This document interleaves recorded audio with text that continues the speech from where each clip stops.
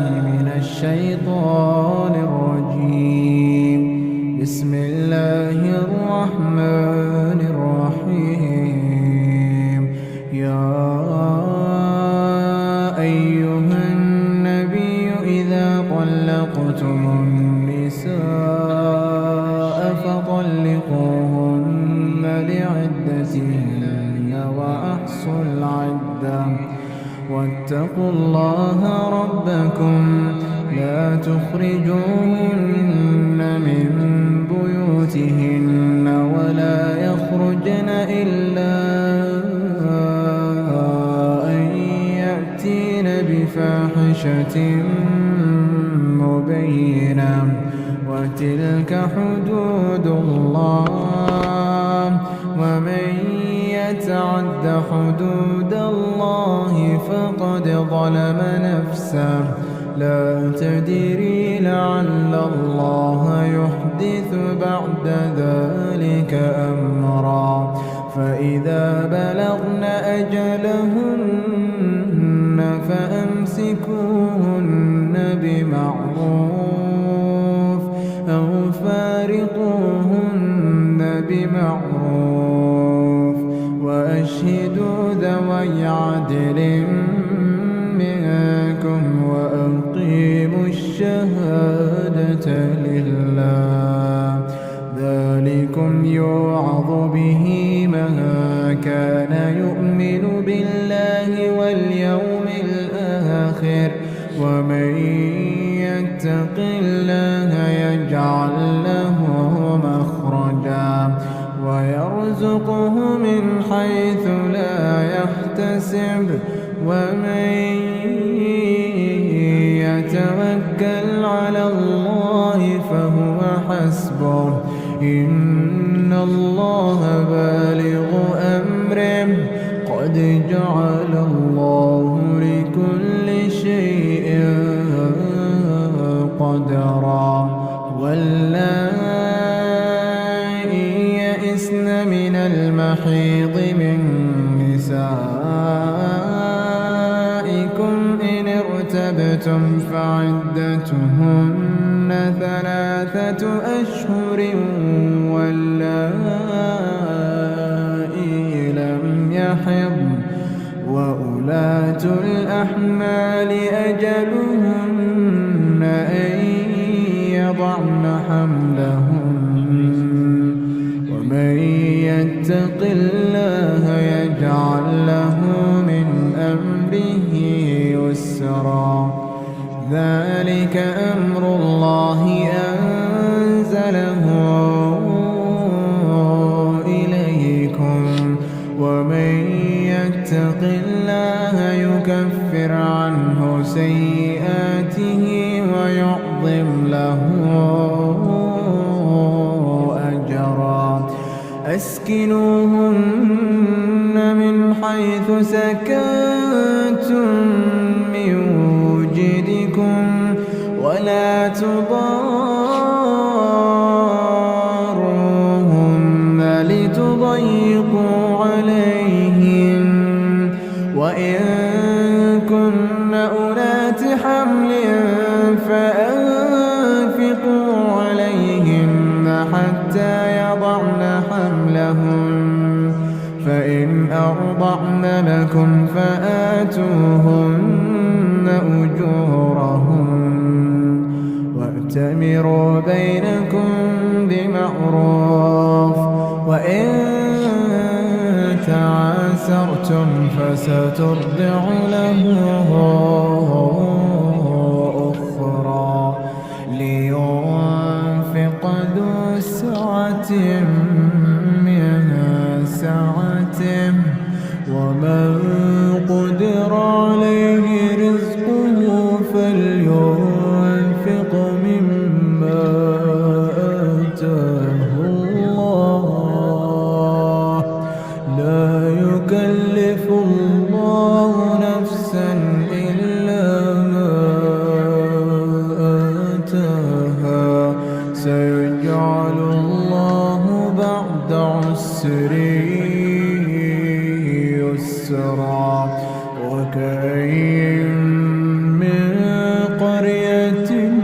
عتت عن أمر ربها ورسله فحاسبناها حسابا شديدا فحاسبناها حسابا شديدا وعذبناها عذابا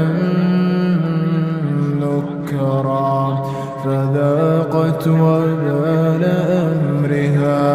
فذاقت وبال أمرها وكان عاقبة أمرها خسرا أعد الله لهم عذابا شديدا أعد الله لهم عذابا شديدا فاتقوا الله يا أولي الألباب الذين آمنوا قد أنزل الله إليكم ذكرا رسولا يتلو عليكم آيات الله مبينات رسولا يتلو عليكم آيات الله مبينات ليخرج الذين آمنوا وعملوا الصالحات من الظلمات إلى النور ومن يؤمن بالله ويعمل صالحا يدخله جنات تجري من تحتها الأنهار خالدين فيها أبدا قد أحسن الله له رزقا الله الذي خلق 7 سماوات ومن الأرض مثلهن يتنزل الأمر بينهن لتعلموا أن الله على كل شيء قدير وأن الله قد أحاط بكل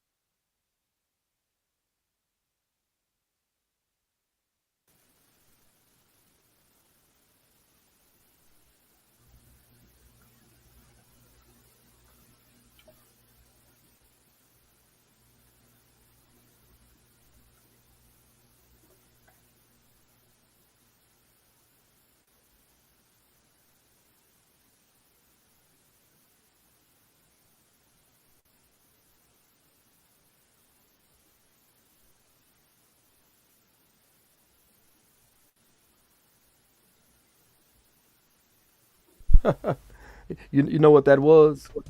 That's on my side. Assalamu alaikum, Yahi. Walaikum salam, sir. How do you sound? How do I sound? You sound good, man. I yeah, I was all out of whack. I was all out of whack. Okay, gotcha. Okay, so you had no audio for a little bit. You had no. Okay, I got you. You had So the. so what I'll do, let me reintroduce the topic again, and I'll re-upload, I'll edit it and re-upload it because I don't like that long pause. So Gotcha. give me a couple of minutes, inshallah. Gotcha. Okay. As the gender war rages on, in order to keep the peace, we must discuss the exact facts. Welcome to Exactly. I am your host, Saudi Imam. Remove your shoes, enter upon your right foot, upon the right state of mind, bi'idhnillah. Topic: I can be masculine, but only for the right woman. Now, the reason for this topic, of which the polar opposite is I can be feminine, but only for the right man. Women have indeed stated this many times on many platforms and in real life. Some say I have misspoken, and I should say I can be submissive for the right man. But I've heard aggressive and masculine acting women say I can be feminine, but only for the right man. They've stated this in other terms. They've stated that I need a man that can control me. I need a man that can deal with me, so on and so forth, which is not our desire to control and deal with the person. Just as Sheikh Faisal stated long ago, he said that a man can't control a woman, nor can a woman control a man, but it is Allah that controls them if they believe. So, with that being said, I coined the title, I can be masculine, but only for the right woman. Meaning that if your femininity and your submissiveness is conditional, then so should masculinity. What do you think about that, Brother Black Mind?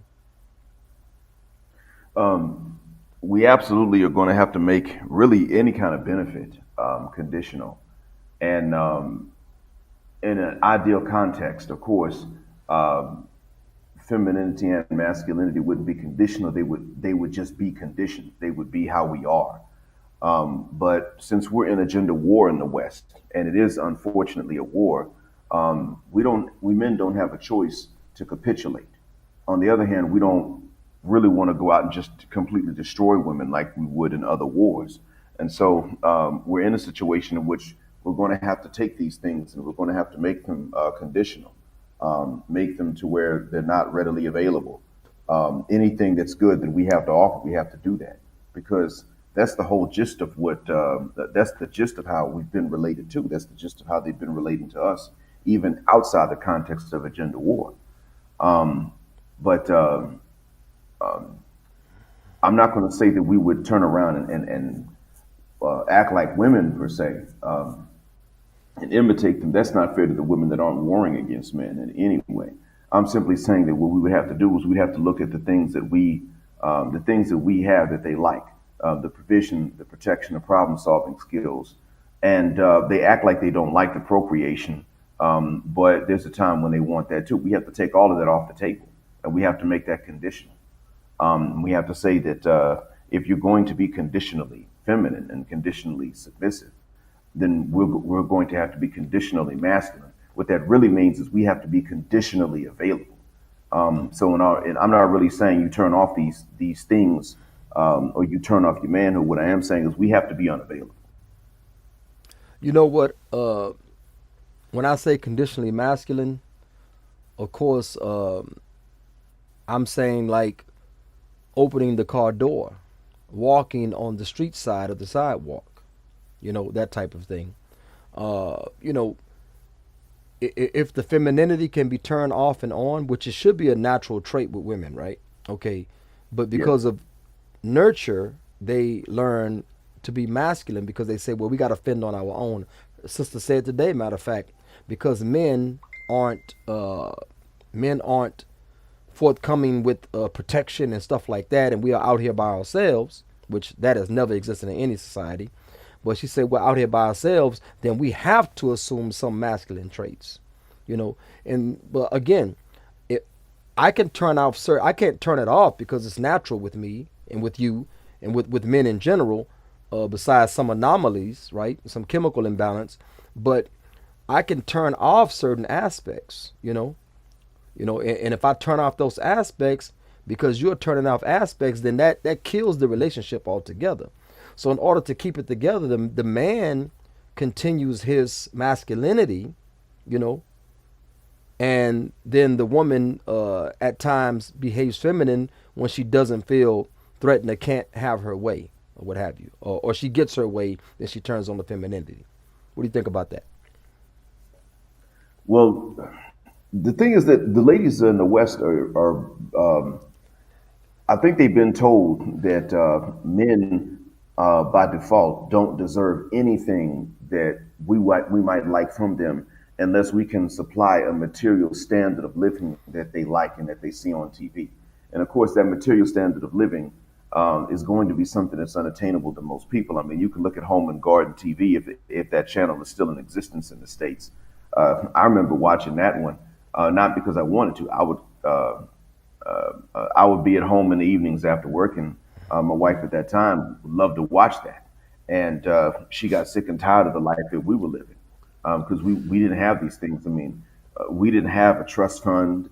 We didn't have these kinds of hobby jobs that paid a major fortune either. We didn't have a big savings. We didn't inherit anything like that from because there's no generational wealth in the black community. And so she would say, "Oh, that house is nice. Inshallah, we'll get one like that one day." And I just got sick and tired of hearing her say "Inshallah," and she would look so depressed when she would say it. But the thing is that that was designed just for that purpose. That the reason that it was even shown, and that these probably even professional actors were sitting up telling you these jobs that paid unrealistic salaries for unrealistically low effort and stress was so that people watching this would become anxious about what they have and what they don't have. And so in the West, they're pretty much told if you don't have that lifestyle you want, don't be feminine because he likes femininity. Don't be cooperative because that's good to him. So we would have to say, this is part of the reason I've said I've told Western men, you've got to stop going after Western women. You don't. I'm not saying this because you have to hate them, but you just have to understand that they're falling for the brainwash and they're not resisting any of this. There's no psychological trick that television programmers can throw at them, or that Shaitan can throw at them through television programmers, and they collectively resist it. Absolutely none. But then when you start talking about gratitude for what Allah has given you and what He has provided first. You start talking about cooperating with the husband so that he can get you through those times. Then they want to fight against that. And so that's why I say the best thing to do is to start becoming unavailable. We need to withdraw the things that we already have that they want and deny them those things because they're not going to. And this is something that an African American lady on a Red Pill channel said out of her own mouth. She was talking to African American men, Muslim or not. She said, "We are not going to change our behavior until you leave us." Mm. And so she didn't realize that that was a pattern that was already starting because she has attention from simps when she goes online. She knows that she can put up a dating profile where she's carrying somebody else's baby and then telling the next guy that he's got to be ready to be a stepdad, but he can't have any kids of his own and all that. She knows she can do that, and there are going to be guys that sit up and say, "Yeah, okay, sure." And so she was not aware of the flip side of this. But that's what that flip side. That's everything. That's what we got to do. We got to start withdrawing from them completely as a whole. When you're not interacting with them in a business context out of necessity, they don't find you. You're not there. That has to be done. Otherwise, the situation is going to continue. Do you think that, with this being said, when you were speaking, I thought about al misyar, which is the concessional marriage, where a woman gives up some of her haqooq, and I think the man also can give up some of his. some of their rights. And what that does is that makes that woman fit in the situation more desirably. There are women that can't get out of their own way. When it comes to relationships, we desire them physically. I mean, physically, they got everything that we need, but the mental stress, and onset depression that they cause because of their words and behaviors, are a bit much. So some women in this regard may or should try to lean toward al-misyar marriage. Now, a lot of kuffar are doing this. I don't know if you kept up with many of the celebs. Now you have what's the guy, Killmonger, Michael P. Jordan, what his name is. He just dumped Laurie Harvey. That's not even her name. That's not even her father. She adopted his name for clout. She has a dad. Why don't she use her dad name? So that tells you that's a big red flag right there. He found out after they were quote unquote engaged or thinking about marriage. He found out she wasn't marriage material. He tried to turn a 403 into a housewife, and it didn't work. And just like Kevin Samuels used to say, you can't expect better than your baby daddy. The man she dated before him, Michael P. Jordan, should have not expected her to be better, just because she moved up to him from whatever guy that was. I don't know if it was another future, or one of these guys that she dated before him. And there are many different guys that she dated. So inshallah, I'm going to bring in Sister Amira, inshallah, from Trinidad and Tobago. She's going to chime in, inshallah ta'ala. But do you think that al-misyar is a way of the future where a woman gives up certain rights because she doesn't fit the total package of what we desire? Unfortunately, I think MCR is going to be. I think MCR is going to be a type of wave. One or two things, and I'm taking a guess here because we are talking about the future. We're Muslims speculating, so I am giving a guess. But it is my guess and my hope that MCR becomes the best offer, the best option for women in the West. And I am speaking of a one-sided MCR. Definitely, I'm speaking of a one-sided MCR, and I say that because again, without the hatred, the fact still remains that that's exactly what men have already. MCR is already what's been offered to men in the West. MCR is already, MCR is what you in the West, you get that when you get married. Whatever it is that you would normally have a right to, it's gone. And so you don't have any rights really. You start off with the understanding that you don't have any rights, or you don't have many rights. You certainly don't have the same rights as what she has. So your money's her money, her money's her money, as an example. But and she can say anything about the money that you don't have. We'll just use that as again as an example. Okay. But they're quick to tell you that they owe you nothing. You hear this as a guy growing up. So by the time you do get married, you've already been conditioned to understand that you're not owed anything, even as a husband. And so I hope that Miss Yard becomes the best deal for the Western woman in the future, so that it balances out. But I suspect that it probably I suspect that there will be too many guys in the next generation that won't even think about that. Now, do you okay? Lala Anthony, of course, divorced Carmelo Anthony, and she married a younger broker guy. Serena Williams married a broker white guy who has like a tenth of what she has in wealth. Keisha Cole just got dumped by Antonio Bryant. He's all kuffar. A lot of these weren't marriages. Just got dumped by Antonio Bryant.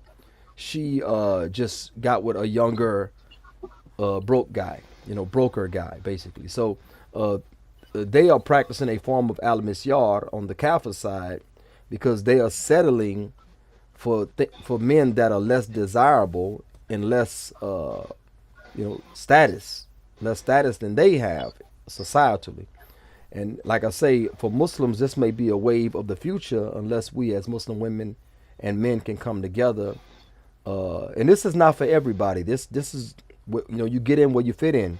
A lot of times we talk like this and people think it's an absolutes. It's not absolutes. It may be a majority, it can be a minority, but yet and still, it is a problem. Sister Amira, would you like to chime in, inshallah? Assalamu alaikum. Walaikum salam wa rahmatullahi wa barakatuh. I Alaikum actually, salam, I man. actually didn't, I actually didn't hear everything you all was saying because I was getting dressed.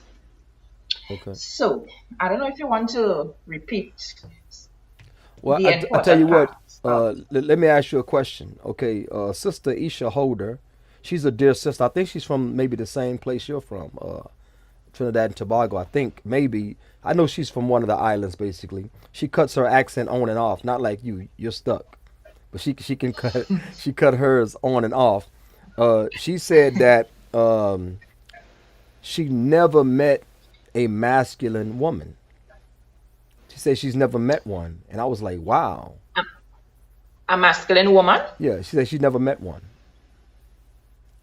Okay. and she's from where you're from, Uh-huh. where the women would get the machete, if a man caught cheating. So I think her and I Um, don't agree on what's masculine, a masculine trait in females. I don't think we agree on that because she says she's never seen it. I'm sure she's mhm. seen TV, she's seen real life on the streets. She's from New York. I mean, she's in New York. New York women are known to be masculine. You know, Philly Okay. women, New And York women. Yeah. I know a lot of women who are masculine. For example, myself. Okay. I have always, and I kept saying this, I have always been doing it for myself. I have always been doing it for myself as an adult. I have always been doing it. I have always been out there working, taking care of myself, taking care of my children. Even when I was married, I was doing it all by myself. And I felt as though, you know, these men, they want me to be feminine. They want me to like respect them a little more. But how can I respect a man who is not doing his duty towards me as his wife, who are still putting that duty on me to do his part as a man, Okay. right? So I believe when I got married, you know, this man will pick up his responsibility as my husband to take care of me. Where I now will play my responsibility as a wife, where I would be more feminine and I wouldn't have to put on that masculine part on that masculine side, where I had to go out there and look for money or do my hustle to make sure that money stay in the household, to make sure that the bills are paid, to make sure that that food is on our table, to make sure that clothing is on me and my children back, even on my husband back, you know. So I have always have that masculine part in me, and it is really, really, really hard to let go of it because I have never met a man, I have never got married to a man who just told me, relax, play your part as the wife. You be feminine enough and let me handle the bills, the food, the clothing, and do my part as a husband. I have never met that type of man. That's crazy because that's basics. That's the basic Exactly. one on one. It was never thought. Even Al Misyar marriage. It was never something that was appealing to myself. But what do you think about that, brother Black Mind? She says that she was in situations where she had to basically hold it down and do the man parts of the relationship. Well, I heard that in Trinidad and Tobago right now that the economy's taken another serious hit in recent years. So that jives with what I've heard as far as the economy goes and financially speaking in people's households. That jives with what I've heard previously. I heard this from a non-Muslim Trinidadian who's driving. He's driving taxis. You may have seen him in some of my comments on Facebook. Okay. So I can imagine that there are some really hard times hitting everybody there. And as far as a few years ago, I'm not really sure how bad it was. But um, by the same token, uh, somebody, I understand that Trinidad and Tobago is heavily exposed to media coming not just Western media, but coming specifically from the US and from the UK.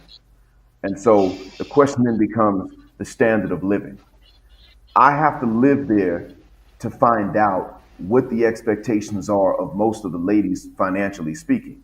Are they ready to take setbacks in the standard of living materially, financially, when they get married because they're not going to be working anymore? If they choose to not work when they're married, and they don't have to, of course, but are they, how prepared are they?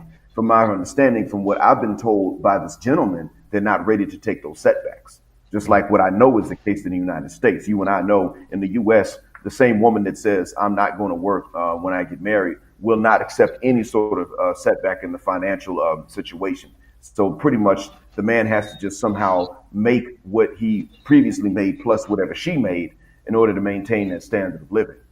No setbacks, no scaling down, no moving into a smaller place, no decreasing usage of electricity, none of that stuff.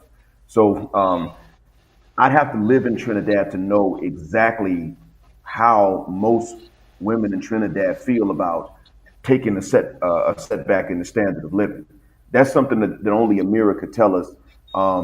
But if it's like the United States, I would say that's what the issue is. That's why the men can't turn around and bring about more, or why they're not doing their fair share. So, If it's like the U.S. Sister Amira, like the brother's saying, is the financial situation where uh, men are having a hard time finding resources to make a living? I know in the Philippines and things like that, the women are exported to the Khaliji area, to Arabia and things like that, to do domestic work, and the men are left without jobs, like in Indonesia, places like that. The men are left without jobs, so the women have children. They go off to work. The man stays at home and takes care of the kids, because there's no work for men. There's only work for women. A lot of times, these women are abused and things like that. We know about that, but yet and still, this is the financial situation that they find themselves in. Is it similar there, or the men to blame? Um, to be honest, I believe some men are just lazy, Okay. right? And the reason why I said that is because it have jobs for men. They just think that it's not paying enough, so they just don't want to do it because it's not paying them enough, right? Most of the sisters that I know is sisters who actually have their own businesses, and while they're working, their husband at home, right? Because he don't want to pick up a cleaning job, or he don't want to go and work his taxi. He don't want to do that because he watching and I'm making enough money. Um, if I make this amount of money, it will help pay for this and it will help pay for that, right? Okay. So I believe, some brothers are just lazy. They are just lazy. It have jobs for men, but they choose not to take up that job because it probably ain't paying them enough and so forth, right? Like, for example, I got a job for my ex-husband at a time, and it was cleaning a Muslim school. And he find I wasn't paying him enough, and he went one day and just never went back again SubhanAllah. because he find I wasn't paying him enough. So it have jobs in Trinidad, but I guess that some people think that the money is just not enough, you know. And as I said, most sisters that I know, most women that I know are independent women, are sisters who have their own businesses, are sisters who are actually taking care of themselves, their kids, and their husbands. SubhanAllah. The men over here, some of the men, I'm not going to say all, some of the men are very, very lazy, especially the younger men. They are very, very lazy. Okay. What do you have for that, brother Black Man? I wish that we had had that attitude in the States when I was in my 20s. I say that because of the economy, not so much out of some sort of vitriol towards the ladies, but in terms of just working those jobs. I wish we had had I really do wish we had that attitude back. I would say right early 2000s, because when I was at that age, I was educated, but the jobs were exactly the same. The transportation to and from these jobs would cost more than what I would have been paid. certainly more than what I could have saved after any sort of bills. Um, Hearing her say this actually brings back memories of that time, and that was pretty traumatic for me. I didn't even love Allah when I at that point. I worshipped Him as a Muslim, but I didn't. After 2002, when I became Muslim, I still worshipped Him, but I didn't. I couldn't love Him. I couldn't even like Him very much because it was so bad in the job market. You have to work, but you can't save up. You got to work hard to be poor. And I wonder if the young guys are, if that's the same mindset that they have. They're not going to work hard to be poor. And actually, you know what? The non-Muslim man I told you about earlier explained that if you're a young guy and you're not making a lot of money, nobody wants you. And that when the economy gets worse, the materialism on the side of the ladies gets worse. It doesn't go down. It doesn't scale back. It actually gets worse. They get more demanding. Now, if that's really what's going on, I guess that's why they have that attitude. I'd have to know why they have that attitude to really comment more on it. But I know this, as far as not so much fighting against materialism, and not so much there. But if you're a single guy, I think that's actually the best attitude to have in the job market. I'm not going to work hard to be poor. I'll work, but you better pay. And if you're not going to pay, then I'm not going to do this work for you. Now, if it is in fact the case where, just like in the States, where you're a young guy and you can find jobs that involve very low pay and you can't pair up with anybody because nobody wants you, that does take away the incentive. I mean, ladies don't have to want what they don't want. But if working that kind of job means the guy is pretty much going to be by himself, then yeah, that does take away a lot of the incentive. I mean, you tell a guy, listen, you're going to be alone as long as you have this job. Most guys will say, hell, it's better to just not work. I don't recommend those guys get with anybody. I mean, if they don't have anything, I would tell them, yeah, don't go looking to pair up with anyone. Don't try to get married, not right now, because you have absolutely nothing. But I guess I understand why they have that attitude in the job market. I just don't understand why these guys are willing to marry when they don't have anything, and these ladies do, unless, of course, these ladies say right off the bat that they're giving up financial rights. If they're not specifying that, and I doubt they are, then that's why I don't. That part is what I don't understand, why these guys are willing to try to pair up with anybody. Now, what we're experiencing when we say I'll be masculine, but only for the right woman. Uh, and Isha Holder is saying that she never met a masculine woman. I'll go back in the time machine, and you got to deal with more famous, mature people. Why? Because everybody knows these situations when Solange and Jay-Z were in the elevator. No matter what transpired before that, if there was not another man on that elevator, she would not have acted as aggressively toward Jay-Z. She would not square up with Jay-Z one on one in that elevator, just them two alone. But she acted and kicked and scratched and punched as aggressively as she did because there was a man there, as a buffer. If you remember that old video in that elevator. So that is an example of what we're talking about. Now, in modern day right now, that seems to be centuries ago, right? Modern day right now, this same thing is happening. Women are bucking men, stepping to men, putting their hands in men's faces, things like that. I'm gonna tell you, back when I was 20, 21 maybe, my sister said a man, and I told the story before, she said a guy broke her finger, right? And I said, okay, well, he's a dead man, just that simple. And then I'm asking questions. Who is this guy? Where does he hang out? Where does he be? So I can put him to rest. And she said, well, he was at the club that night. He usually goes to this certain club on that night. I said, oh, you at the club? And this is my younger sister. She's 4 years older than me, but she said, this is long ago, right? So she was like 25 at this time. I said, you at the club? She said, yeah. And as a calf, I didn't even go to clubs like that. You know what I'm saying? So she said that she was at the club. I said, okay, what happened? She said, well, he said something to me. I said something to him. He called me out my name. I put my hand in his face. I put my finger in his face. He grabbed my finger and broke it. And I said, man. See, she put me in a conundrum. I love you and I'll kill for you, I'll die for you. But I said, you don't put your finger in a man's face.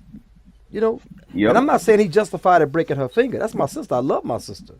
I kill him today, you know. But I'm saying this 30 years later, right? I kill him today. But the point is, she was in a masculine frame, and this man broke her finger. He could have done a lot worse to her. That's the way I looked at it. A woman, what Solange did on the elevator with Jay-Z was because there was a man on that elevator as a buffer. That wasn't Jay-Z. But what my sister did at the club, my sister could actually fight. She used to fight like a dude. I mean, she didn't make dudes pull out weapons. She boxed them. She can box, you know. But in that situation, at a club, strike one, putting a finger in another man's face, strike two. I felt like I'm gonna give the dude a pass this time, you know. I'm gonna give him a pass. I mean, I might hurt him, but I'm not death. You know what I'm saying? Because you were in a masculine frame, and don't stay in a feminine frame, and I'll die for you. Don't be in a masculine frame, and I gotta go out and die over some silliness. You know? Right. Exactly. That's fair. And that's one of the things we've had a hard time explaining to a lot of Western sisters lately, that protecting them does not mean we're supposed to just be sacrificial attack dogs Yes. for their tempers and for their egos. It's we're supposed to look out for their safety. That's what we're supposed to look out for. Yeah. And that means that they can't turn around and jeopardize their safety. It's not their job to go looking for a fight because they have us as protectors now. Um, and so I told I remember having to tell I remember having to tell a guy this when we were kids. I remember having to tell my younger brother that even though I would protect him, it wasn't his job to go pick in the fight because he had his older brother around. Because then he'd mess around and get me and somebody else hurt pretty badly. Now I remember being a kid. I was only in third grade when I had to have this conversation with him. But he was a really small child at the time. We're talking he was preschool. Um, but as I got older, I began to see that there were ladies that like to they like to start fights with guys because they want to hit men, and men aren't supposed to hit them back. So I saw that happen a lot too. And as a matter of fact, as I got older, I noticed that sisters, I'm talking specifically African American women, had a propensity to swing on me before they would swing on other men because of and that had to do with my appearance. They just figured, well, he's not. It was a lot of color stereotyping that was going on. So you throw in a pale complexion and bone straight hair, and sisters, when they're angry and they want to hit somebody and they're looking for someone to take it out on, they get this idea, well, this guy's not going to hit. He's definitely not going to hit back. Not only is he a guy and he better not hit back, but looking at him, he looks like the type that wouldn't hit back. And so, unfortunately, a lot of guys find, even though most women ain't walk around picking fights with people like that, the problem is that as a black man, you're going to be exposed to the sisters that like to pick fights because they're going to be the ones that are around you. That's what I call the hyper availability of the bad option. If the bad options, if the worst options are only 20% of the population, they're still going to be the most available. And so, unfortunately, yeah, as an African American man, you're going to see these situations in which if just moving out and about, you're going to be called on to fight to finish somebody else's fight. They're booking fights, and then they're leaving when the time of the fight shows up. And so, yeah, this is how a lot of men die. And I've seen videos in the last 3 weeks where a few African American sisters and one Latin American lady get up and they say, you ladies are out here getting these men killed because you're starting arguments and fights, and then you're running to these men to finish them for you. So this is now a known and understood. It's like an open secret at this point. Everybody now knows that this is what's going on. And there's a YouTuber named Man of Tomorrow. Now he doesn't like a lot of other YouTubers. He probably doesn't like me that much, and that's okay. But he's given pretty good insight into as former law enforcement. He's given pretty good insight as to how this works. And he's pretty much said, actually, in America, the black woman hates you, and here's the proof. And he started giving cases when he was in law enforcement of how people get these anonymous calls, and that's how a lot of things have happened. Like Alton Sterling got killed due to an anonymous phone call to the cops in Baton Rouge. Alton Sterling got shot in 2016 based on an anonymous phone call saying that he was doing something he didn't do, and that's how he wound up tussling with the cops and they killed him. Well, the thing is that he was saying these anonymous calls, people have to ask where they're coming from. Usually, they are coming from the women in these men's lives, and the women have reached a point where they want to move on to the next guy, but they don't want the confrontation. They also want access to whatever stash of cash he has that they know about, that they can find. So they'll be the ones to make these anonymous calls and set these men up. And then and yeah, these men get caught with something, and they get, they'll get sent up for several decades. And the whole time they're up there, they don't realize that it was the lady in their lives that made that phone call in the first place. And what she's doing is spending the cash, and she's, of course, she's getting down with some other dudes in the meantime. So the thing is that oftentimes these fights that these men are booked for, I'm talking specifically when a lady starts the fights. Oftentimes, these ladies are starting these fights and getting these men to jump in because they don't mind getting rid of those men, like a chess game. These guys are pawns. Subhanallah. That's how, that's how we are to them. So, So Sister Amira, you mentioned when we talked about masculine traits in women, you talked about how you had to hold down the family, work, and provide to put clothes on not only your back, your children's back, and your husband's back, because you were lazy. They were lazy. Okay. Now, are there any other masculine traits that women display besides holding it down financially that you've noticed? Hmm. With me, I can speak about me, right? I can speak about me. Honestly, um, with me holding it down and me having that masculine part of me, I honestly didn't have that respect for my husband. Like, didn't have that respect for him as a husband because I realized he's not doing what he's supposed to do. And I just can't have that respect for him. Was he Um, protecting? as I protect myself.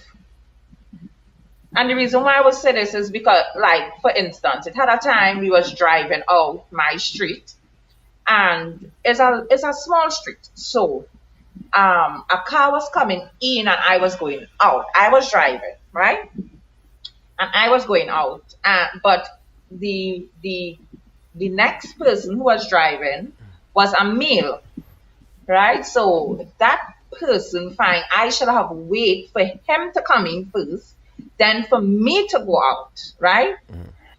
So I think, we both could fit in the street. We both could fit. I am going out, you coming in. We both can fit. So when the man drive up and he stopped right where by my window, he started telling me things. But my husband was sitting right there in the front seat, right? And the guy started telling me things, and my husband was sitting there and saying anything. And this man here disrespecting me. So I now had to bring out my masculine side and defend myself. And when I start defending myself, then is my husband telling me, oh God, leave him alone now, leave him. No, I'm not going to leave him alone. He's disrespecting me as a woman. You sitting there, not saying anything.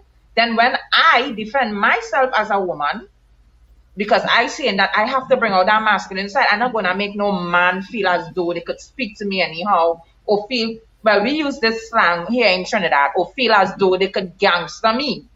Right? No, no, no, no, no. I'm not going to do that. So I defend myself. And my husband didn't even defend me.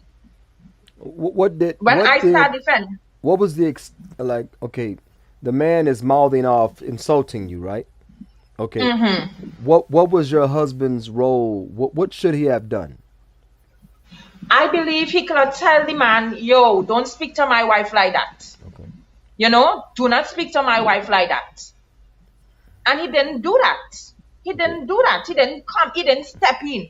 But then when I defend, did you when you were firing back at the guy verbally, did you imply violence, that you would beat him up, that you would, to the guy? No. I just tell him what I had to tell him insults? verbally. Yeah, okay. I just tell him what I had to tell him. Okay. Didn't use no obscene language or anything like that. I didn't need to do that. I just put him in his place. Don't speak to me like that. I am not your wife. who you really feel you talking to, Okay. And then my husband was like, leave him alone now. No, I'm not going to leave him alone. I'm not going to allow no man who is not my husband to disrespect me. I am not doing that. Okay.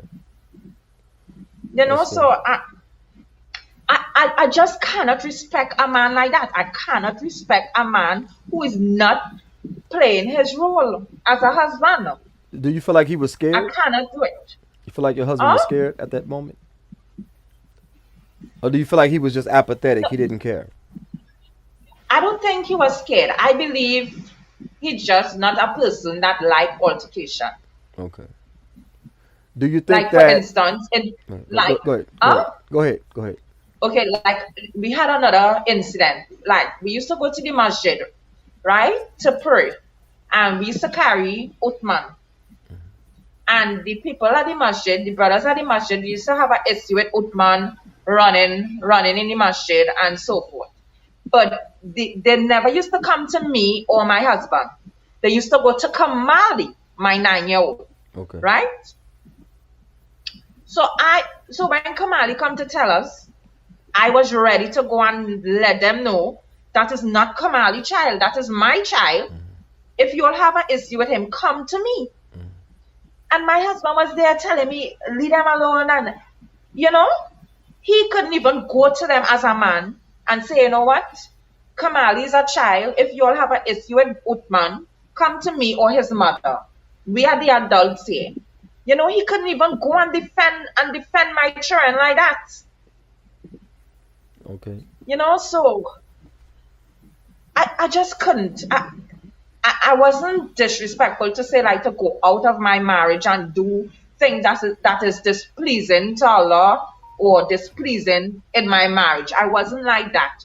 But like, if you tell me to do something and I feel as though I don't want to do it, I am going to let him know I am not doing that.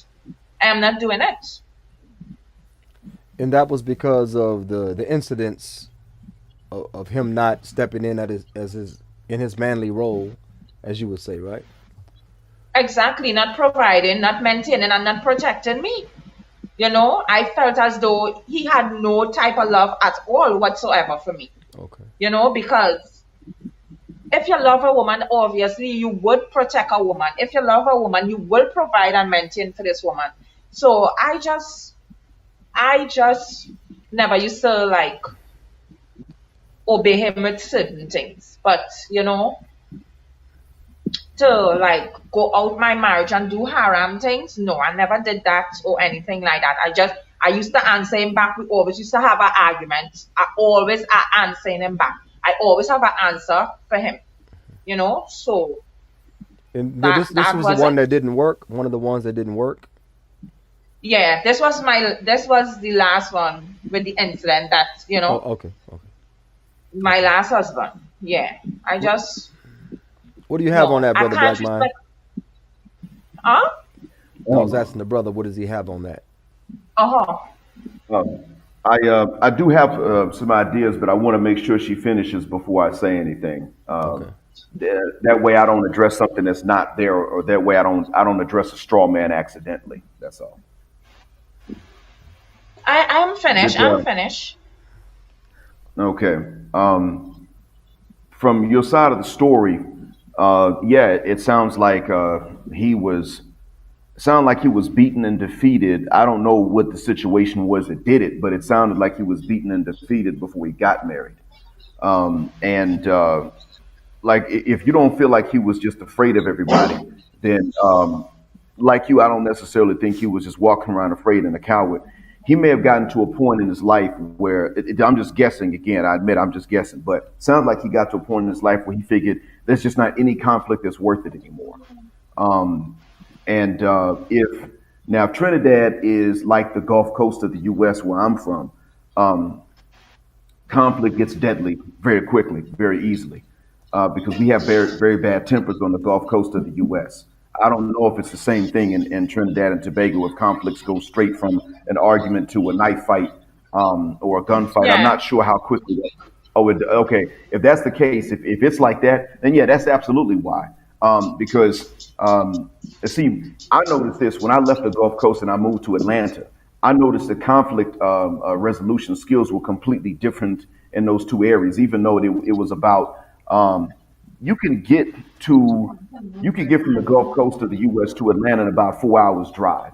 But despite that, I noticed that conflict resolution was vastly different. In my hometown, you do everything you can to avoid it because it's going to turn deadly. And I was a high profile target based on my mother's job where I grew up. So you can afford to fight, but you cannot afford to argue. As a matter of fact, an argument becomes more dangerous than a fight because if you swing first, where I grow up, you have a higher chance of winning. But if you argue, you got a higher chance of being stolen on and stomped out and probably killed in the process.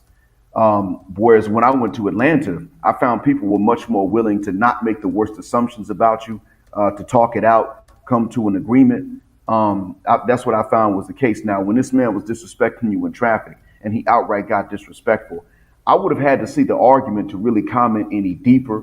And I probably would have had to know you and your husband to say more. But from what you said, it sounds to me like he was already fatigued from conflict because for men, conflict is always around the corner. We know how to avoid it, but by the same token, it's always around the corner for us. And he may have, when he was single, he may feel like when he was single, he just didn't find himself in as much conflict because of the way that we men can avoid it. We learn by necessity to avoid it and save it for when it's absolutely necessary.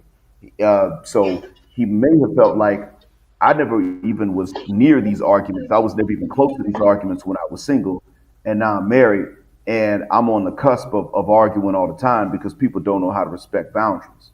And so he may have just said, well, if I wasn't in arguments before when I was single, then I'm not going to start getting into them now as a married man and put myself in a position to get crippled. And then that's my guess. Now, I I gave do have another. go ahead, Aki, go ahead.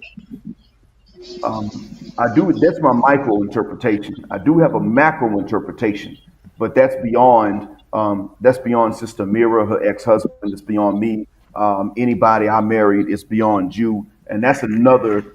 That would probably have to be its own show. The macro interpretation as to why this is a pattern in Trinidad and in parts of the United States and in other Anglophone islands that I heard about. That's another. That probably will be another show altogether. Well, I had one incident I had brought up uh, to an individual, and I said that what if we were in this situation, how would you react?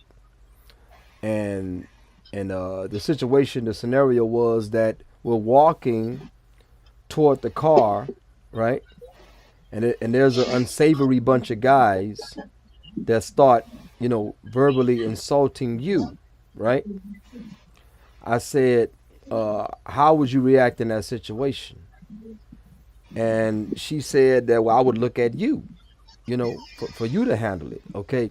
I say, and looking at me to handle it, I said, I would hand you the keys, put the keys in your hand, tell you to walk ahead faster than me, get in the car, secure yourself, drive off if you can, you know, drive off if you can.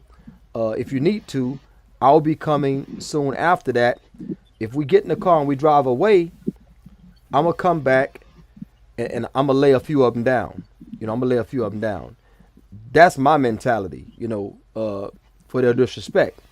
Uh, Maybe that's not the best course of action. But what I wouldn't want from my wife at that time is to say, uh, you know, back to you and start a verbal conflict, because she's not the one that's going to end the confrontation. See what I'm saying? She's not the Right. one that's going to end it. My way is to leave calmly, you know, and come back. That's my way. Okay. Her way is to have it all go down right then. You know what I'm saying? And that's why women are not the protectors. They're not in control. Because a man is going to weigh the situation. Mike Tyson had choice words for Floyd Mayweather. Floyd Mayweather arguably is pound for pound the best fighter ever. But he's a lightweight. Okay? He's a lightweight. Hmm. And I don't mean his Yeah. division. I mean he light in the butt.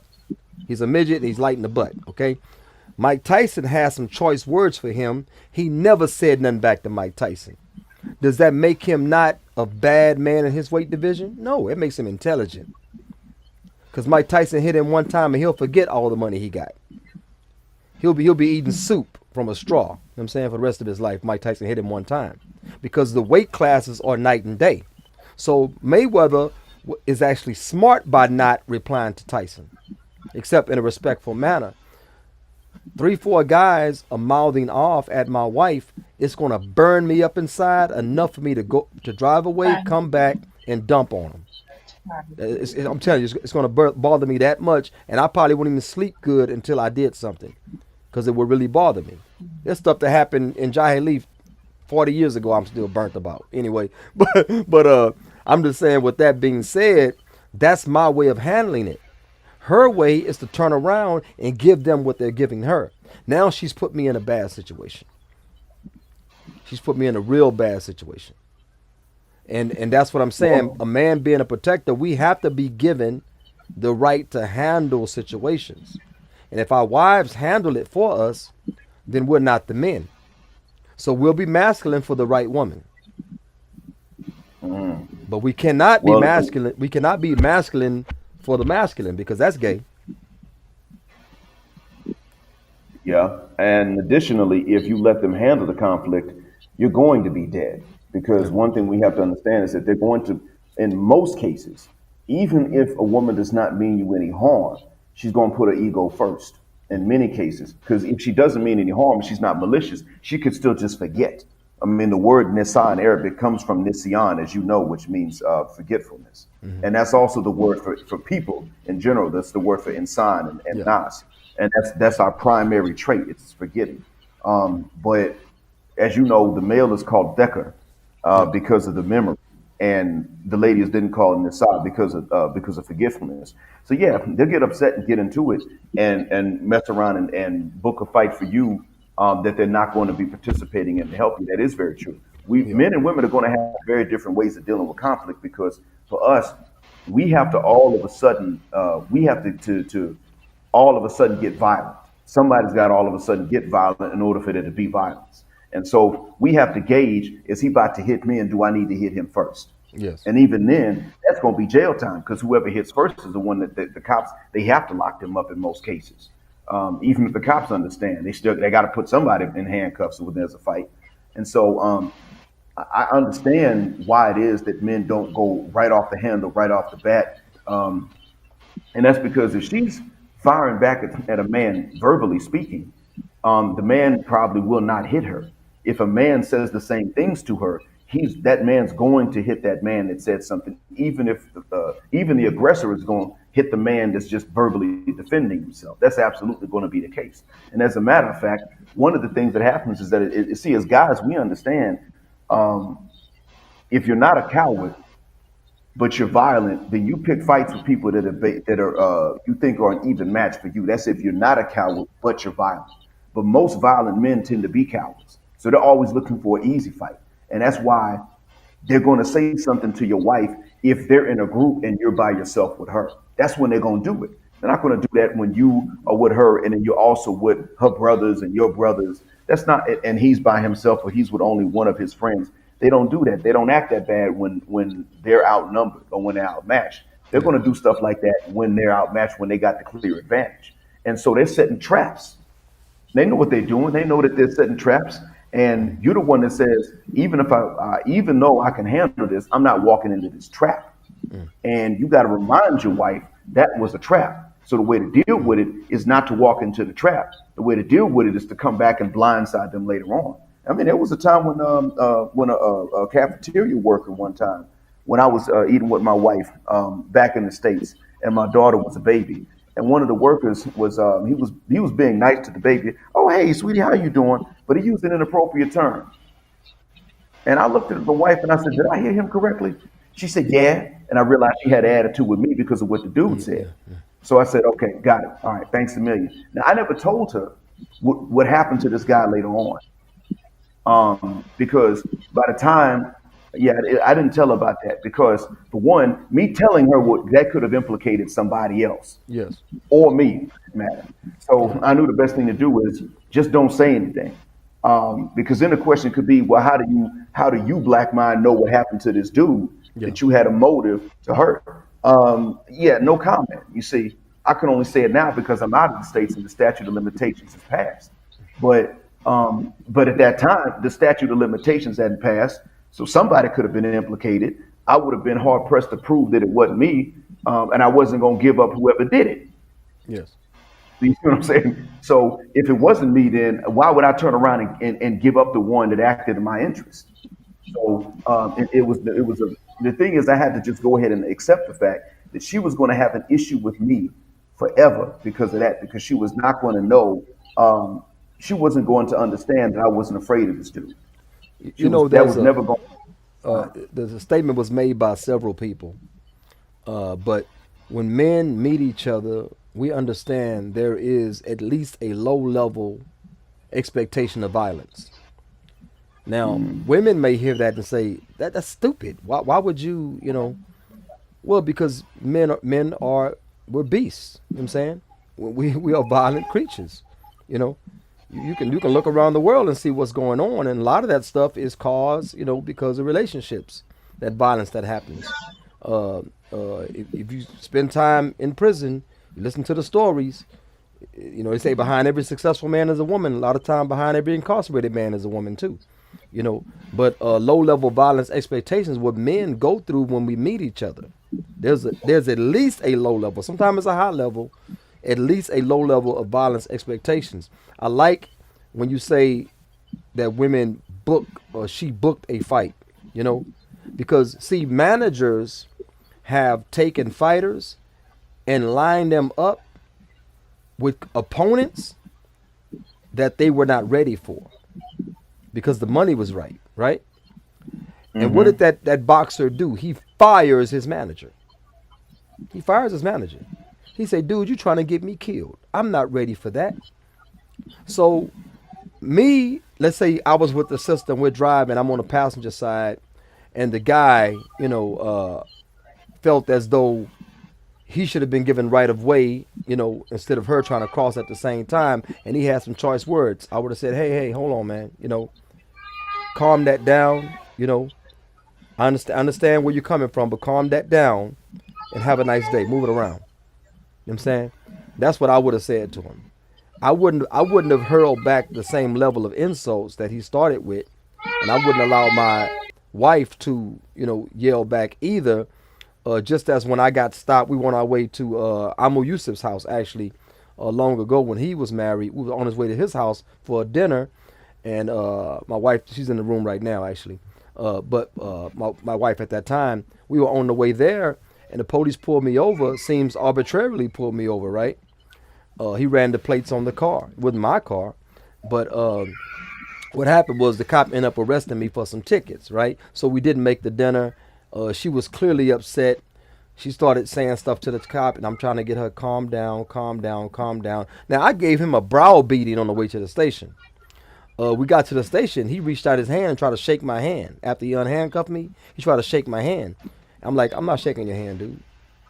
So that's how I intellectually beat him up on the way to the station. But I didn't want her, you know, speaking on my behalf in that particular instance because that could have escalated the issue, beyond my control.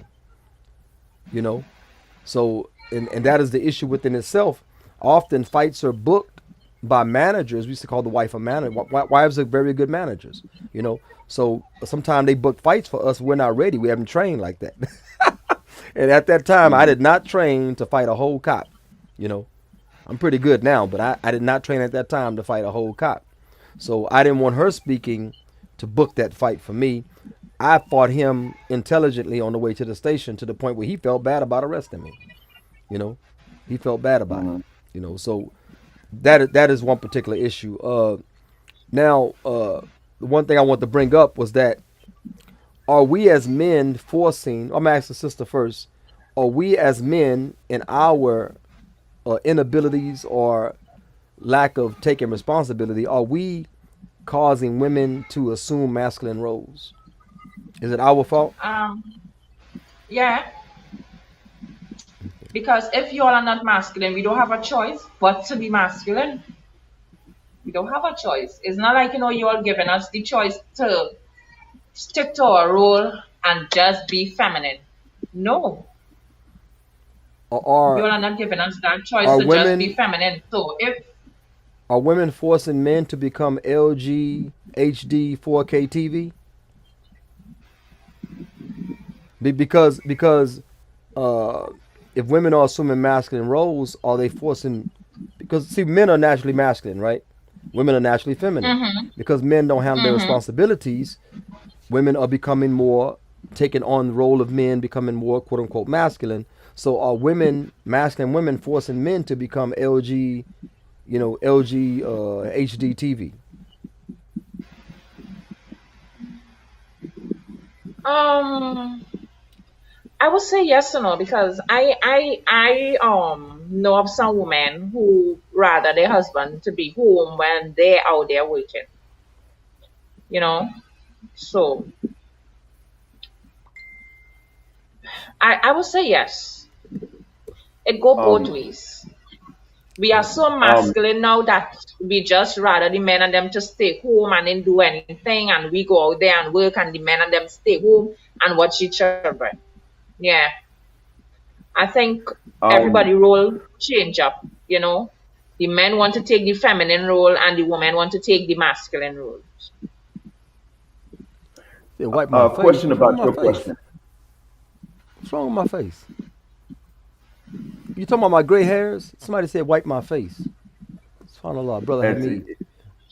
oh, the gray hair looks like it was. It looks like it, yeah. It looked like a piece of rice for a second, but I Looks like realized it was lint. Yeah, something. Yeah, yeah. I'm straight, bro. I'm yeah. just old.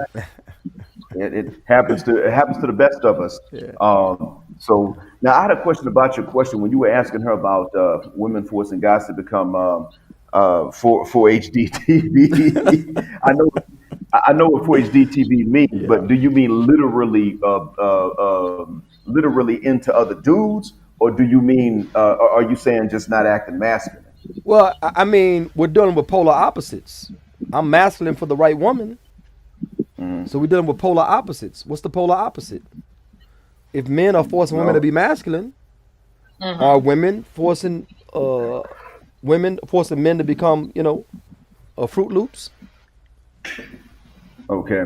So when you say Fruit Loops, I assume that you mean not just a soft mannered man, but a man that's actually into other guys. I assume that Well, that's what okay. you mean. Well, let me break it down because not all effeminate men are that way. I know that for a fact. Not all effeminate men are that Yeah. way. That's Right. a choice. It's a violent choice. Exactly. That's a Yeah. violent choice. So, not all effeminate men are that. Some men are not machismo. They don't have the machismo, but nevertheless, they don't go that way because that's not from their nature to do so. But I'm saying that uh, I know situations where men, uh, like I said, the confrontation happens. Men just don't say nothing. Like you said, the brother probably been beat down, right? Uh, Men just don't say nothing. They say, okay, let her go ahead. Let her go ahead. I'm not gonna say nothing because of that situation. Uh, my situation with my ex-wife that's in the room, I was I was overly masculine. Uh, she was feminine, right? Okay, but I got in a new situation after her. Well, that person was overly masculine, and I just chilled. I chilled. I got my rage comes out, but I chilled, and she was like, "Wow, you wasn't patient with me like that." You know, it's because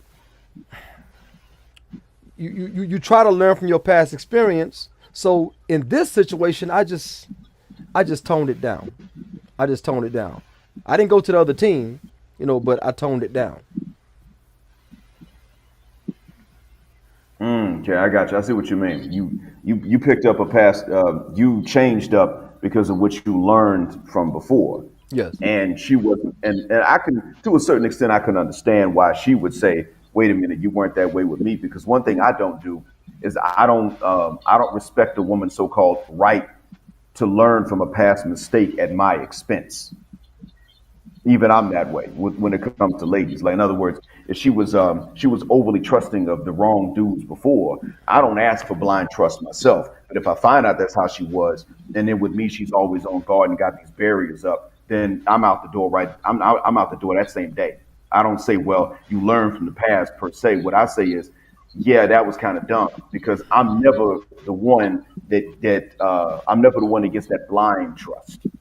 And so consequently, I'm out the door because you chose me to show that you learned past experiences. I'm just not the wrong. I'm just not the right guy for that. Yeah. So I understand to a certain extent why she would ask that. But by the same token, yeah, you have to learn from past experiences because you as a man are not going to be forgiven for not doing that. Indeed, indeed. So, again, this issue of if men, a lot of times, you have the old adage, right, that you won't know how I feel until someone does the same thing to you, right? Women tell that to men, men tell that to women. Uh, if men, again, start with the conditional masculinity, you know, then how, will that turn the tables in order to even out things, or will that just make a bad situation worse? You get what I'm saying? Hmm. So, because women's femininity, that's what we want. We want traditional, feminine, fit, friendly, cooperative women. We didn't ask for anything, we're not asking for anything outside of their nature, not asking for anything in extremes. Women, no matter feminine, masculine, whatever they are, they can be fat and foul, right? They still want a Yeah. traditional man. Open the door, pay for the meal, that type of thing. Even waiters Hmm. today uh will slide a check toward the woman these days, or they'll put it right in the middle. They ain't trying to get fired. That's how bad things are. I seen them put the check in the middle. I had to reach for the check, you know, because they don't want to get fired. Yeah. Yeah. That's I see that too. Yeah. Um, and that was I was kind of shocked when I saw that. Let me see, where was that? Yeah, I saw that in Alabama, 2021. I remember seeing that. I was cracking up because the server made sure to put it halfway in between him and her. And I didn't really blame the server because I was told to expect even much worse than that. But I saw where I was looking to see who was going to have to pick up that check. And of course, she did not make any move for that check at all. She was not trying to cover that bill. And so I realized that she has to, the server's told you got to respect them both, which should be the case. You should respect them both. Just be nice to them and be fair to both of them. I get that. But by the same token, when it came time to pay, guess who had to pay? It had to be him. And Yeah. so that was when I said, well, in that case, then it's not disrespectful to slide it towards the man. That's normal because he's the one that's going to have to pay. And so, and honestly, man, I wouldn't even I don't think I would have let my wife pay when it comes to the food. I don't think I'd let her pay. I I, uh, I had an epiphany that caused me to adjust certain things. I got witnesses that I wouldn't even accept my wife paying for a meal. I wouldn't accept this. I wouldn't accept that. Later on, I start accepting it.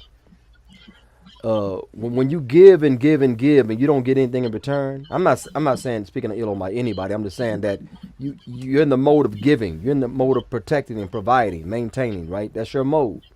Uh, and you never asked for anything or really accepted anything. You know, and then you reach a point where you've given and given and given, and all you got back was negativity. You start saying, okay, I'm gonna let somebody else pay for the meal this time. I'm gonna let somebody else buy the clothes this time. I'm gonna let somebody else do this and do that. I'm gonna let them give sadaqah because my ex-wives can tell you, and there are many of them. They can tell you that uh, I wasn't. I was always. I just provide normally. I don't. I don't ask for anything. I provide normally, and I didn't ask for anything. Actually, I've stated many times in the past that I don't like gifts. Don't give me gifts. I don't like gifts. So I didn't want anybody to give me anything. I was always the one giving, and I was always the one that was beaten down because of it. So now I open up my mind, I open up my heart, I open up my possibilities. I say I'll let her pay for the bill as well. If she wants to pay for the bill, I'll let her pay for the bill. You know, and that's I became that type of person. It's a little more relaxing now. You know, because before But it's it was really really stressful, and I just never showed the signs of stress.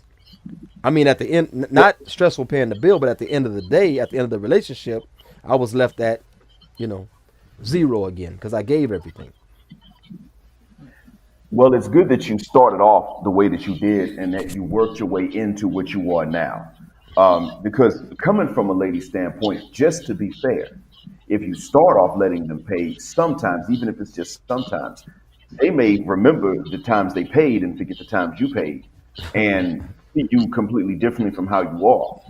And that's when you don't have malice. Now you throw in the malice that they're taught to have towards us, and that's a completely different thing. I mean, you know, in the West, they're taught to pretty much look down on us, and you throw that in, and then she remembers paying for 3 meals, and at that point, you're a no good bum, and you're worthless, and you deserve to die alone, and that sort of thing.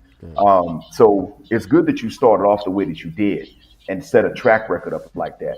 And to be honest with you, I don't tell a lot of guys this because my audience on my channel is mostly men that are middle aged or younger. But as we guys get older, we naturally relax with a lot of this stuff.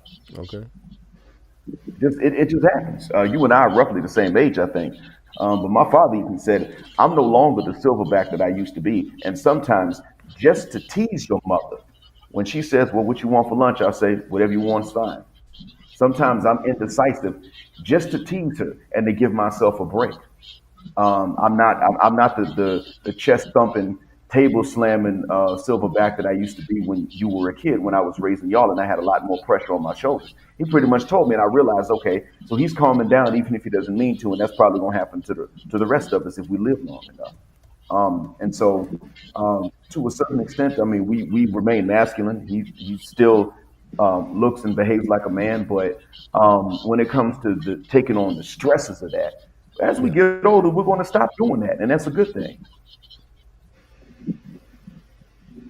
I'm not talking about the stress. I'm not talking about necessarily responsibilities. Okay. I mean specifically the stresses.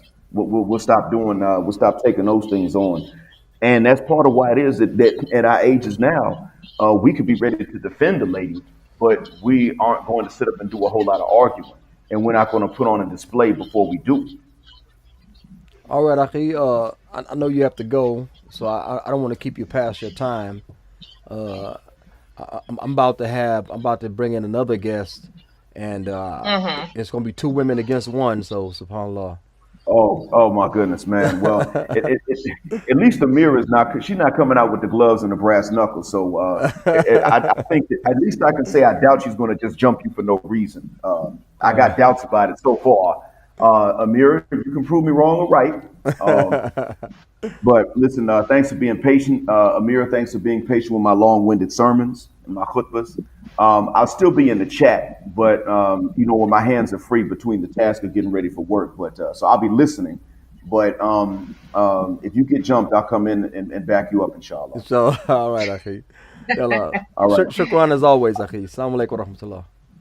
Wa alaikum salam, and thanks to you too. Assalamu alaikum. Y'all take care. Alaikum assalam. Assalamu alaikum. Walaikum salam. Are you able to hear me? Yeah, I can hear you. Yeah. Okay. Okay. So the reason why I wanted to come in because I want to actually say I disagree with the sister, and the reason why, and I'm going to explain why I disagree. And also when we're using the word masculine, I'm thinking more of a woman that is looks more like a man, physically acts more like a man, takes on the man role in the relationship. That's what I connect to it.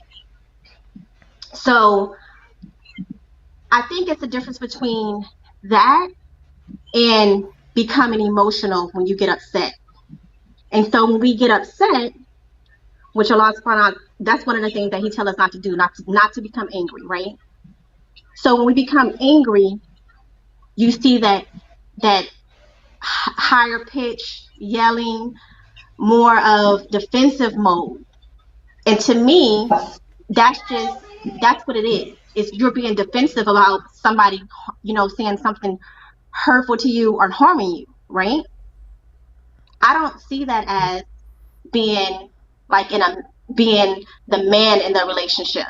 Because if you are single, right, you don't have a choice but to take care of your kids, to pay your own bills, to pay for your own clothes. You don't have a choice. That you have to do that because those are the basic necessities that we need to live. So I'm kind of confused when y'all are having these discussions about the woman being masculine. And so if the man is not going out to provide, I think the woman is making the choice to stay with that type of man. I can say in our situation, you're not that type of man. So maybe that's probably why when I'm hearing this, it's almost like weird. But I understand that there are a lot of men that do that because I have heard it from other sisters. It's very known on social media. Sisters are complaining about brothers not wanting to work, brothers being lazy. I know just on the street alone, there's tons of jobs. They're building, they have now hiring. And sometimes it's not about how much you make, but some money is better than no money. Yes. And I think that if you have to set down your pride and do what you have to do for your family. Because I'm going to be honest, I used to say this all the time. I'll take a Walmart man over a street dude. Like I'm not the type, I don't do streets. I'm not attracted to a man in the streets. Never have, never will be. That's not my thing. I don't care how much money you make. That's not for me. I'd rather take the one that's making $7 at Walmart, right? That's me. So I get kind of confused when y'all see a woman that if she's upset, then why? Let's go back to why is she upset? I have personally never just woke up upset. I think anybody that has a good night rest and wakes up upset has a mental illness. Because that's not normal to wake up out of the blue and you're mad at the world.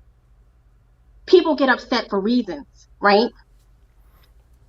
Well, so when we're putting these, I think it's the response to being upset. When men are upset, there can be violence. Men are not expected, like a lot of these guys in these certain cities. We won't name the city. They like to online like women, just and sharing pictures and making Photoshop and just making riba, backbiting. Somebody messages me today, say, man, oh man, they at your neck today. And he say they at your neck, and I say, who's they? I don't know a they. Like I don't see any of that, right? But nevertheless, men are not expected to go. Men are expected to go at it. That's why in prison I had a lot of fights early, but I didn't have to fight after that. Because people, I had the reputation that if you say something, I'm gonna hit you in your mouth. So I don't like all that. Now, with women, men tend to do that with women because we're not supposed to be violent toward women physically, but men don't really do this a lot with each other. It's not really a characteristic of men. So when we say masculine, when a man is upset, there can be violence. When a woman's upset, whether it's women on women, two women fighting is very masculine. That's very masculine. A woman getting upset and putting her hand in a man's face, masculine. Bucking up to a man, all that is masculine. Now, if you're defending yourself, that's different. Defending yourself is different. I'm talking about where you become angry, where you offensively engage a man or even another woman. Is like I said, two women fighting is really masculine. It's not a good look. Men don't like women fighting, not real men. Okay, so that goes back to choices. It's because if you're with a woman that's being overly aggressive, then you're choosing to be with that type of woman. Because I know a lot of women that are not like that don't want to sit up here and argue and bicker, and some women enjoy that. But at the end of the day, if we're talking about Islam or we're talking about Muslim, where are y'all getting these Muslim women from? Where are these Muslim women that are just, because the ones I know that want to be married, they don't want to be in the male role. They don't. And so I think if we really go back to, if we're going to sit up there and play the blame game, let's take accountability for the choices that we're making when we are getting into relationships and getting into marriages, right? If they're showing you that, then go to somebody that's not like that. We have choices. Just like when a sister was saying that the brother is staying at home, you're not working, that's a choice. You're choosing to stay with a man like that. That wouldn't be a choice for me. But again, if you're choosing to stay in that situation, I'm gonna just say it, just to have a husband, then I don't think you should be mad at that man. You should be mad at yourself, because we know as Muslim that the man is the provider and the maintainer and the protector of the home, right? And so if he's not doing those things and you are allowing him to do those things, don't be mad at him. Be mad at yourself for accepting it. A person is only going to do what we allow. And I also want to point out that nowadays it just seems like that's the issue. Is that everybody's complaining, but they're not really they're not solving the issue. It's just talk. The men are complaining about the women are complaining about the men, but nobody's actually doing anything to actually solve the problem, getting to the root of the issue. There are a lot of lazy men that want to live off of women. But again, if you're telling him that you're on Section 8 and you're on, whatever other government assistance that you are on, then that's your fault. You don't have to tell him that you're on Section 8. How would he even know that unless you tell him? Let's just be honest. Let's take accountability for what we actually do as women and what we accept as women in the relationship, and not just say it's the man. Well, I think that it's not the subject being the conditional femininity only for the right man, conditional masculinity only for the right woman. So if a woman is in her masculine frame, then should men hold back on some of the things that the masculine man would provide, like protection, walking street side on the sidewalk, opening the door, make sure she's secure, so on and so forth. That's the discussion. Now, she gets with a man and finds out that he's lazy, so on and so forth. Okay, now there's a choice to make. Her having to pay the bills and so on and so forth. She said, "Well, that puts me in a masculine frame because I'm actually the provider and the protector now, because he doesn't protect me like I feel like I should be protected." I think her choice to divorce or stay with that man, so on and so forth, is a different subject. It's a different subject. Making relationship choices, another different subject. We're talking about should men's or a man's masculinity be conditional, like a lot of women's femininity is conditional. You heard it But yourself. but Women say, "I want a man that can handle me." Who wants to handle a woman? If we know our roles, again, so if we know our roles as a Muslim woman in a relationship, in a marriage, and we know our roles in a relationship as a Muslim man in a marriage, we shouldn't be having these issues. These are basic issues that should be already covered. If we're talking about, providing and protecting, that's basic. And a lot of times you see those red flags before you even get married. You see those a lot before you even get married. If a man is working and he has a issue of like rotating jobs and not staying consistent, that's a red flag. Now it's different if you've been on your job 10 plus years and something like COVID hit and you lose your job. That's a different situation. But a lot of times we see the red flags before we even get into the marriage. So if again, I mean, you may say that I'm off topic, but I think we need to stop ignoring the picture that's already there. And why is those questions not being asked?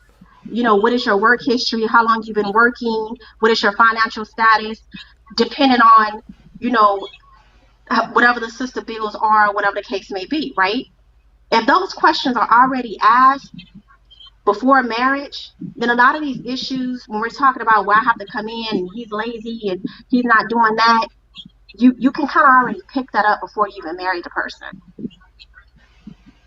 I understand, but like I said, when you're doing a podcast for an hour, hour and a half, you can't talk about everything. So we try to stay more toward the subject, and a lot of times it naturally goes toward, the subject builds right naturally. You can't stop that from happening, but red flags is a topic within itself. uh, a woman acting masculine, a lot of times women are not going to act masculine when you're in the courting phase. Men are not going to act irresponsible and effeminate in the courting stage. They're not. Everybody is on their best game. They're on their P's and Q's. They're crossing their T's, they're dotting their I's. Thank you. Then after, even they're fooling some of the Wakils and Walis. They're fooling them, you know, and things like that. So I've been fired as a Wakil many a times because I didn't approve of the guy. I say, no, there's some red flags there. Matter of fact, there's one relationship, I won't mention the name, that she said, find me somebody that's romantic because she likes giving gifts and things like that. So the brother that she was interested in, that she brought to me, I said, he's not romantic. She said, well, I want to marry him. I end up getting fired as a Wakil. She wanted to marry that guy. Guess what? They've been together over 20 years. I ain't saying it's been peaches and cream, but they've been together over 20 years.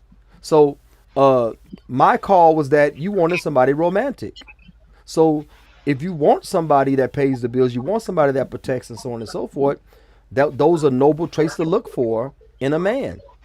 But if I find a man or you find a man and he's not that, I'm going to say no to it. Just because the relationship lasts a long time don't mean it lasted well. But that's the issue that I'm trying to make. So we're all on our best behavior, women and men, when we first meet each other. Nobody's going to put out red flags. That's why the Wakil is important, to notice red flags in a man that a woman may not notice. You know, Exactly. and then but also for the man, the Wakil has to be forthcoming. Hey man, when she's on her menses, she stabs people. You know what I'm saying? If you make her mad, she'll bust your windows. That type of thing. Wakils usually they're not forthcoming in those things because Wakils they're only beating the man up. They're only analyzing the man. They're only researching the man, but they don't tell about their ward. So it goes both sides. But again, like I say, that's a real good topic to have. Right now, we're saying that, are men lacking in their duties, causing women to behave more masculine? Are women lacking in their duties, or assuming the masculine role, causing men to just give up on providing those masculine traits that make a relationship work? Okay, so if I see the man as the foundation, right, and the women are going to be the pillars, I always say that if there's a crack in the foundation, everything else is going to come tumbling down. So originally, does it start with the man? Most definitely. But after a certain while, when things are not changing, and a person is getting you out of character, and y'all are not able to solve the issue, then just go your separate way. What I'm saying is that I don't understand. You're saying that masculine, whereas she's coming in, she's paying the bills, or attitude, like she's acting like she's giving a man attitude. Those are two No, totally no, different things, I'm not in my calling opinion. masculine paying bills. Like you said, you pay bills if you're alone. Bills got to be paid. So that's not a Exactly. masculine trait. Okay. I'm saying masculine is uh, putting him in situations like the brother was saying, booking fights, right? I use a scenario. I'm walking, 3 guys, 4 guys, 5 guys are saying, insulting my wife. I'm gonna put the keys in her hand. I'm gonna say, walk faster, walk toward the car, get in the car, secure yourself. If you must, drive away. If I don't make it to the car and we start fighting, she got the option of calling 911. She got the option of doing a lot of things. What I don't want her to do is turn that car around and kill everybody.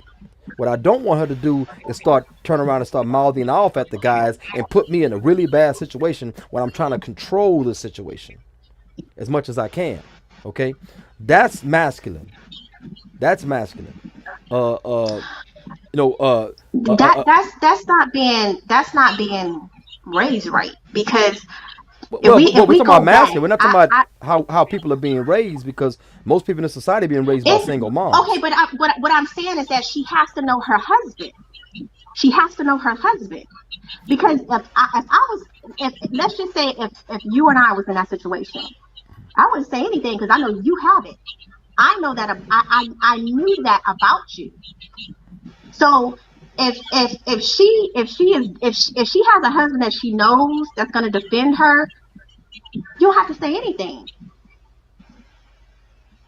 If you have a husband that you know that's not going to offend you, maybe that's probably why she felt like she had to speak up.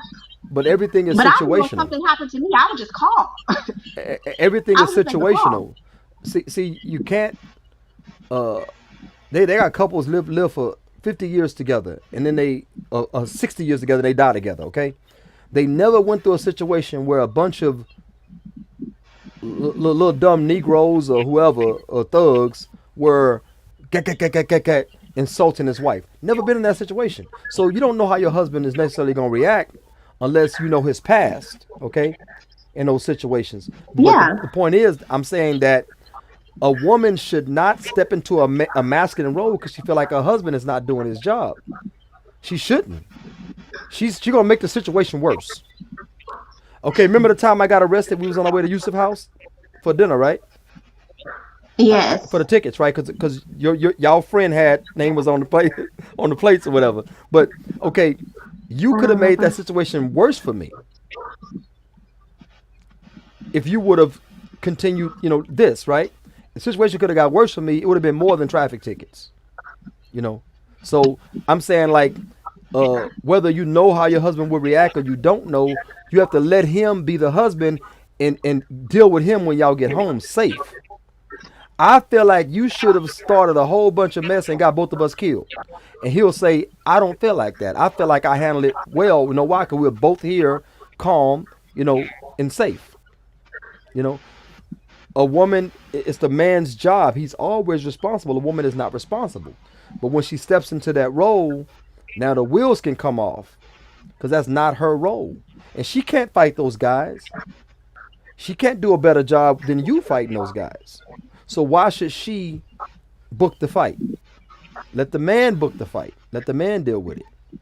You know, and that's all I'm saying. So masculine is not paying bills. Masculine is a dude insults you, so you turn around, get in his face, and put your hand in his face. That's not a woman's role. You got to take that L and go call your dad, call your brother, call your son. Take that L and call somebody else. But a lot of times you'll send your dad to his deathbed. You'll send your son to his grave. You'll send your husband to the ICU. So a lot of times it's not even worth it. Dude just got stabbed in the stomach and died. A dude from Jamaica. He came to this country a few months ago. He was working at a fast food place, saving up money. He was sending money to his two sisters and mom in Jamaica. What happened was every day before work, he stops by Dunkin' Donuts. He's at the Dunkin' Donuts in line. He's behind this ghetto chick. Okay, he's behind this ghetto chick in New York, right? Reputation of being masculine, right? So he's behind this ghetto chick. She's like, "Oh, get off me! Social distance. You too close to me." The cameras showed after the fact that he wasn't too close to her. He didn't bother her. You know what I'm saying? She just, my man out in the car. So she gets her order. She goes to the car. The guy gets his order. He walks out. 4 or 5 blocks down the street, a guy walks up to him and stabs him in the stomach, and he died. Okay?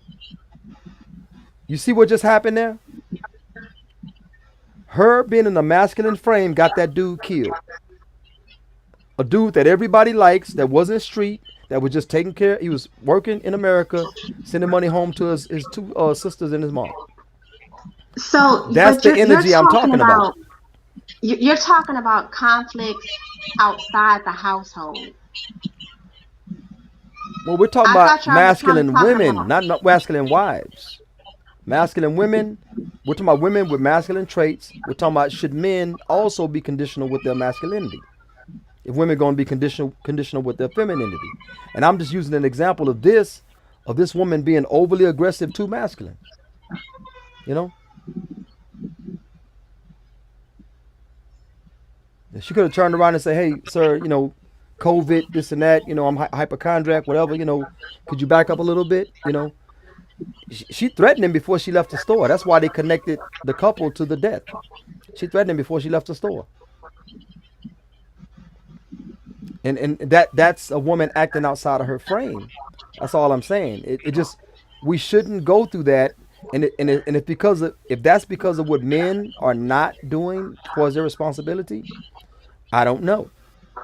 But that means that women handling the man's role, you know, like with pharmacology, right?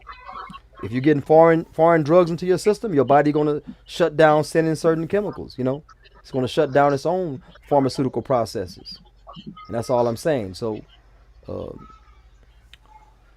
it's a good conversation to have. There are other conversations to have that are more or just as important, but nevertheless, uh, I think by this conversation that no man is going to accept that his masculinity is conditional. And I don't think women should allow other women to say their femininity is conditional. I don't think that women should allow that, because that puts us all in a bad situation. Anything to add, Sister Mira? Anything to ask? Yes, to add to the discussion. Or to add? If I add anything, I think I would be going off the topic, and I don't want to go off the topic. So I already said what I said. Okay, inshallah. Well, we kind of went over. Usually, usually an hour and a half at the longest. But alhamdulillah, again, I already thank Brother Black Mind for joining, and we're gonna have future topics to deal with. You and I are gonna talk about next week, and anyone's free to join. We're gonna talk Inshallah. about men that have polygynous dreams, but mono money. You know, they got a fiance with no finance. So we'll talk about that, and if Islam allows that, if Islam allows that, inshallah, that'd be next week. Thank you, Sister Ricole, for coming on, alhamdulillah, and Sister Amira as well. We're going to end it here for the sake of time, but this has been your brother Saud Imam for Exactly. Assalamu alaikum wa rahmatullahi wa barakatuh. Wa alaikum assalam wa rahmatullahi wa barakatuh. Assalamu alaikum.